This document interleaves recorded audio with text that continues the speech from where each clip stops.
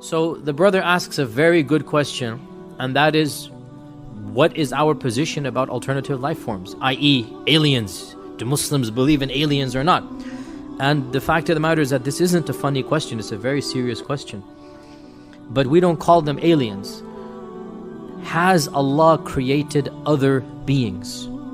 Or are we the only creation of Allah? That is the question. And the response is, we will never know for sure in this world, and most likely in the next we won't care.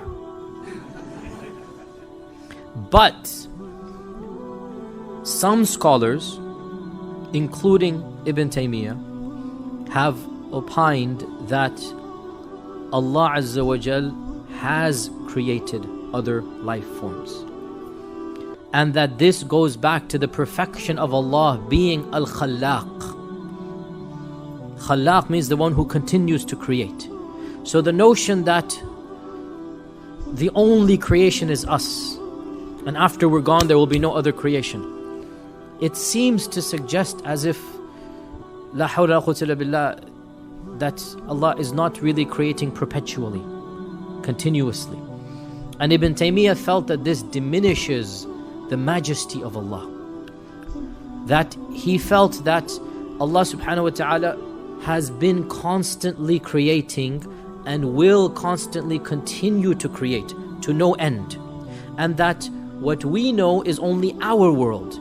That in our world Allah began in this manner and there's going to be Yawm al-Qiyamah. This is our portion. There are others as well, before us and after us. Are they simultaneous to us? Ibn Taymiyyah didn't talk about that. Ibn Taymiyyah is talking about the issue of Allah always creating. But there's no negation of the fact that other worlds could be simultaneous to us, or other creations could be simultaneous. And there are many evidences that might possibly suggest this. So please don't misquote me. Don't tweet Yasir Qadhi saying there's aliens. Please, careful. Keep my reputation and others. I'm saying there is some evidence to suggest that Allah subhanahu wa ta'ala has created other creations. Whether they are before us or after us or the same time as us, the Quran does not mention anything. But the Quran might possibly suggest, is that clear? That there are other creations.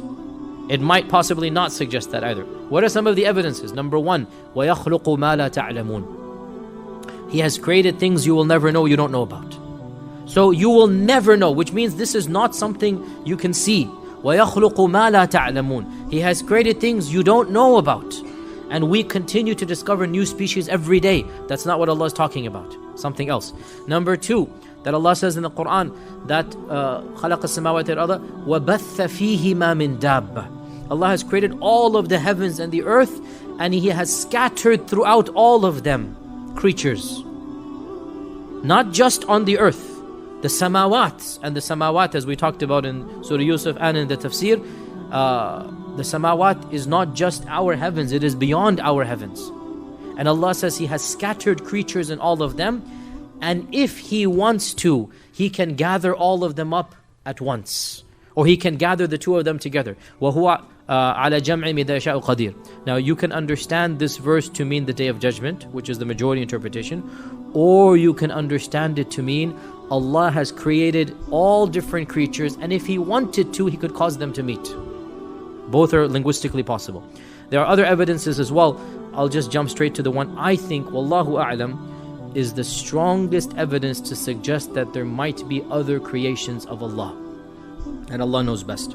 Surah Isra, where Allah subhanahu wa ta'ala says, وَلَقَدْ كَرَّمْنَا بَنِي آدَمَ وَحَمَلْنَاهُمْ فِي الْبَرِّ وَالْبَحْرِ وَرَزَقْنَاهُمْ مِنَ الطَّيِّبَاتِ وَفَضَّلْنَاهُمْ عَلَى كَثِيرٍ مِّمَّنْ خَلَقْنَا تَفْضِيلًا. We have honored the children of Adam, and we have carried them in the land and in the seas, in our times we add in the airs, and we have given them many things, and we have preferred them, humans, over many other things that we have created.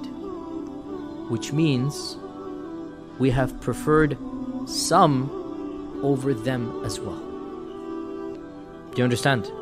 وَفَضَّلْنَاهُمْ عَلَى كَثِيرٍ. We occupy a high rank according to this verse, but not the highest. You could interpret this, again, you could. All of this is ihtimalat, right? Which means, now in the world that we inhabit, who is at the top of the pyramid? I mean, in the creation. It's us. Who bowed down to us?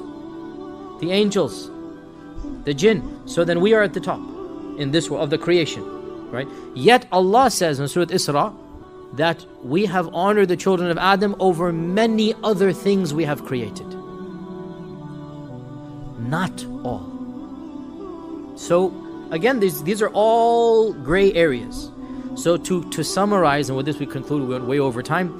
The Quran does not explicitly claim that there are other life forms or before or after us.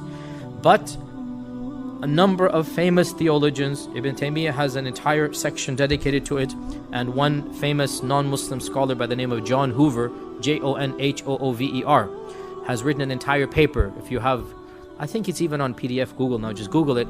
It's called The Perpetuity of Creation in the Thought of Ibn Taymiyyah. It's in English, it's in fancy schmancy academic English, but it's in English. And you just Google it, by John Hoover, The Perpetuity of Creation in the Thought of Ibn Taymiyyah. It's an entire paper where he compiles what Ibn Taymiyyah said in his evidences in simple English, well, not simple English, but in English. And basically, this is the summary of it, that he says, it befits the majesty of Allah to have created and to continue to create, and we are but one of Allah's infinite creations.